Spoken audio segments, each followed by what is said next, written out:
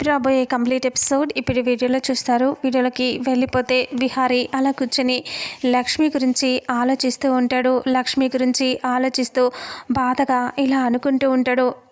కనకమహాలక్ష్మి, నువ్వు చాలా మంచిదానివి. నువ్వు నా గురించి ఇంతలా చేస్తున్నావు.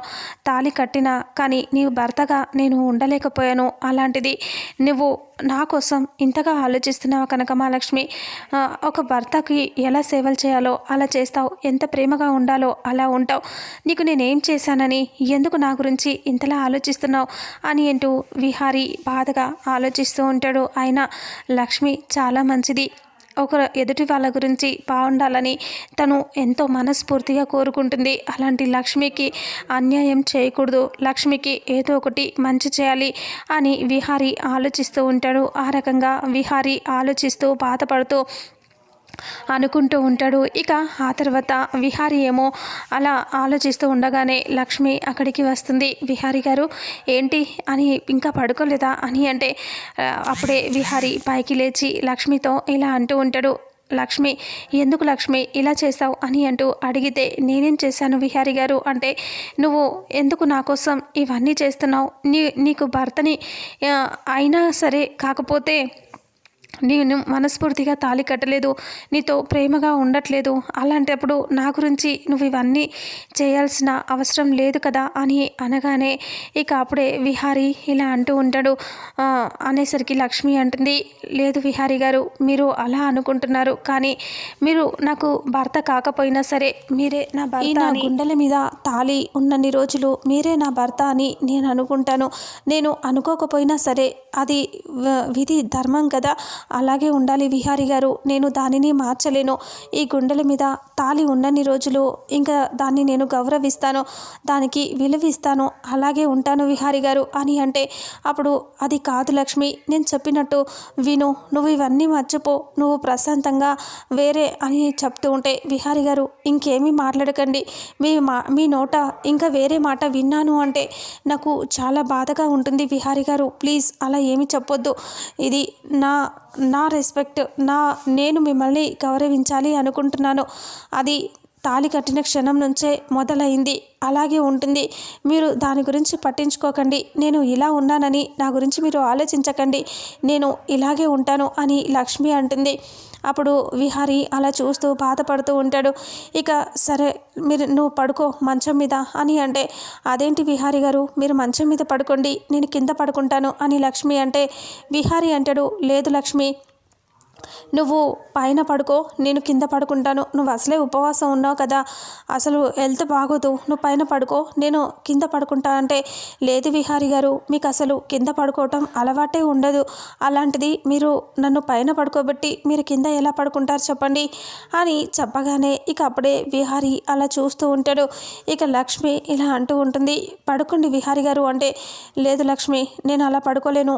నేను ఇప్పటికే నీ విషయంలో చాలా తప్పు చేస్తున్నానని చాలా ఫీల్ అవుతున్నాను. అలాంటప్పుడు ఇలా నేను పడుకోవటం నా వల్ల కాదు విహారీ గారు అని అంటూ లక్ష్మి అంటుంది. అలా అనేసరికి ఇక అప్పుడే విహారీ అలా చూస్తూ లేదు లక్ష్మి, నువ్వు పడుకో, లేదంటే నేను చూడు పడుకోను అంటే సరేలే విహారీ గారు, నేనే పైన పడుకుంటాను అని లక్ష్మి వెళ్ళి మంచం మీద పడుకుంటుంది.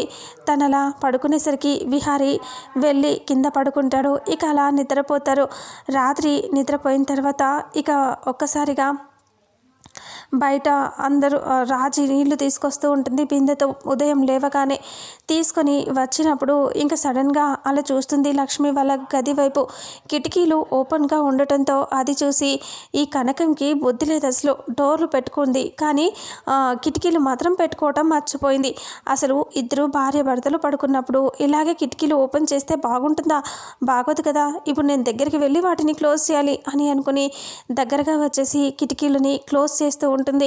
అలా కిటికీలు క్లోజ్ చేస్తూ ఉన్నప్పుడే సడన్గా లక్ష్మి మంచం మీద విహారీ బెడ్ కింద పడుకొని ఉండటం చూసి ఒక్కసారిగా షాక్ అయిపోతుంది. ఏంటి వీళ్ళు ఇలా పడుకున్నారు, అసలు ఎందుకు ఇలా చేస్తున్నారో తెలియట్లేదే అని అనుకుంటూ ఉంటుంది. ఇక అయినా వీళ్ళు నిజంగా భార్యాభర్తల్లాగానే అనిపించట్లేదు. ఈ సమయంలో భార్యాభర్తలు అంటే ఎలా పడుకోవాలి, కానీ వీళ్ళేంటి ఇలా పడుకున్నారు అని అనుకుంటూ చూస్తూ ఉంటుంది.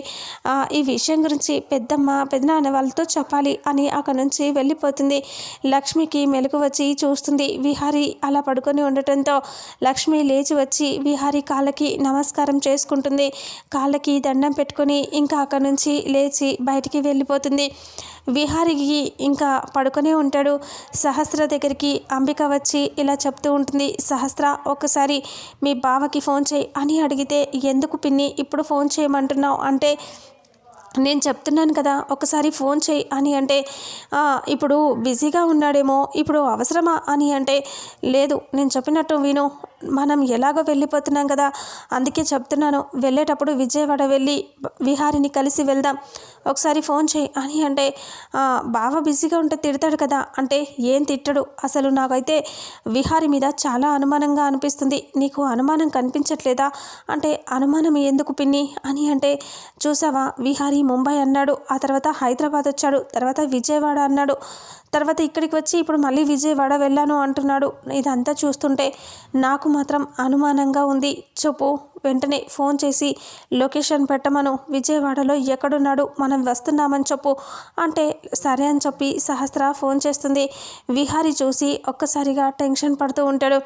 ఏంటిది సహస్ర ఫోన్ చేస్తుంది అనుకొని ఫోన్ లిఫ్ట్ చేస్తాడు. సహస్ర అని అంటే, బావా ఎక్కడున్నావు అంటే, అదే చెప్పాను కదా బిజీగా ఉన్నాను అంటాడు విహారీ. అలా అనేసరికి ఒక్కసారిగా ఆలోచిస్తూ, విహారీ గురించి ఆలోచిస్తూ టెన్షన్ పడుతూ ఇలా చూస్తూ సహస్ర ఏం చెప్తాడని అంటూ ఉంటే, విహారీ కంగారుగా ఇలా అంటూ ఉంటాడు. ఏంటి సహస్ర ఇప్పుడు ఫోన్ చేస్తావు అంటే, బావా నువ్వు ఎక్కడున్నావు అంటే, ఇక్కడే పని మీద ఉన్నానని చెప్పాను కదా సహస్ర అంటే, అయితే మేము ఇక్కడ నుంచి బయలుదేరుతున్నాం, వచ్చేటప్పుడు నీ దగ్గరికి వస్తాం, అయితే నువ్వు ఎక్కడున్నావో చెప్పు బావా అని అంటూ అడుగుతుంది. ఆ లొకేషన్ పెట్టు, నీ దగ్గరికి వచ్చి నిన్ను కలిసి వెళ్తాం అంటే, విహారీ ఒక్కసారిగా టెన్షన్ పడుతూ ఉంటాడు. ఇప్పుడు ఏం లొకేషన్ పెట్టాలి నేను అని అనుకుంటాడు.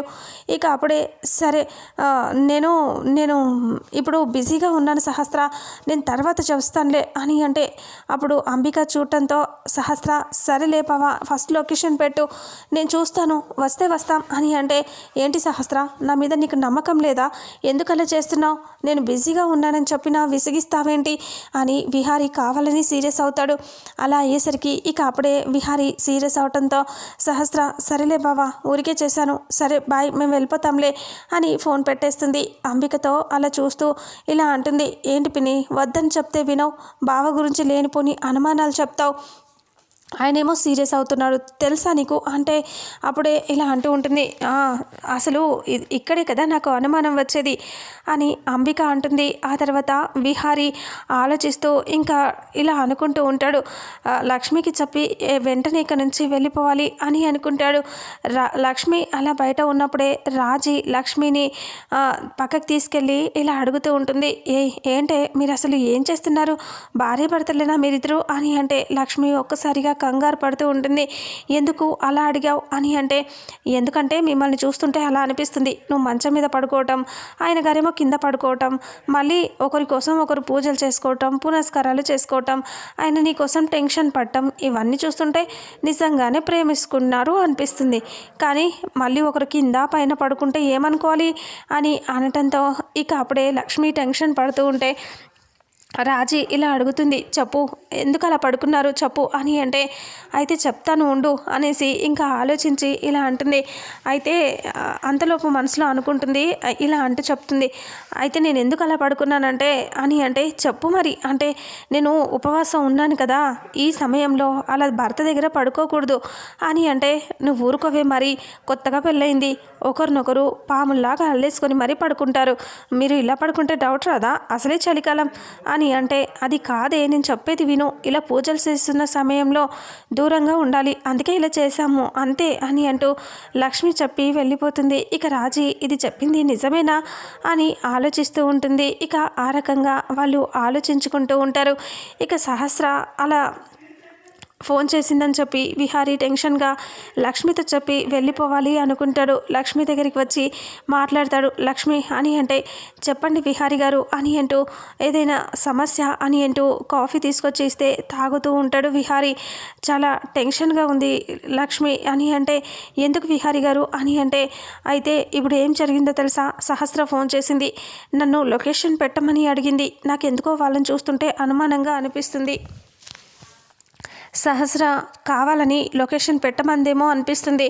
వాళ్ళు రోజు రోజుకి ఎక్కువ చేస్తున్నారు. మనం ఇక్కడే ఉండి తొలగిపోయి ఇబ్బంది పడటం కంటే ఇంటికి వెళ్ళిపోవటం బెటర్. నాకు ఇదే బెటర్ అనిపిస్తుంది అంటే, సరే విహారీ గారు అమ్మ నాన్నతో చెప్పి వెళ్ళిపోదామంటే సరే అని ఇద్దరు కలిసి మాట్లాడటానికి వెళ్తారు. ఇక అప్పుడే రాజీ అందరూ ఉంటారు. ఇక అప్పుడే లక్ష్మి వాళ్ళ నాన్నతో వాళ్ళ అమ్మతో ఇలా అంటూ ఉంటాడు విహారీ, మేము వెళ్ళాలండి అని చెప్తే, అప్పుడే ఎలా వెళ్ళిపోతారు బాబు, మాకు మనశ్శాంతిగా ఉంటుంది కదా, మీరు ఇంకా 4 రోజులు ఉంటే మీరు ఇంకా చేయాల్సిన కొన్ని కార్యక్రమాలు ఉన్నాయి, అవి చేశాక వెళ్ళిపోదురు కానీ అంటే, లేదు ఇప్పటికే చాలా పని ఉంది, మీరు చెప్పినట్టుగా 2 రోజులు ఉన్నాం కదా, మళ్ళీ ఇంకా ఇబ్బంది పెట్టొద్దు ప్లీజ్, మేము వెళ్ళిపోతాం అని అంటూ విహారీ చెప్తూ ఉంటే, ఇక అప్పుడే లక్ష్మి వాళ్ళ నాన్న ఆలోచిస్తూ ఇలా అంటాడు, అది కాదు బాబు, నేను చెప్పేది వినండి, ఇంకా ఒక కార్యం ఉంది, అది చేశాక మీరు వెళ్ళిపోదురు కానీ ఈ ఒక్కరోజు రాత్రైనా ఉండండి అని అంటూ బతిమిలాడుతూ ఉంటారు. ఇక ఇంతటితో రేపు రాబోయే ఎపిసోడ్ ఎండ్ అవుతుంది. మరుసటి ఎపిసోడ్లో ఏం జరుగుతుందో తెలుసుకుందాం. వీడియోని చూసిన ప్రతి ఒక్కరూ వీడియోని లైక్ చేయండి, షేర్ చేయండి, కామెంట్ చేయండి. అలాగే మన ఛానల్లో మరిన్ని అప్డేట్స్ కోసం ఛానల్ని సబ్స్క్రైబ్ చేసుకోండి. Thank you so much.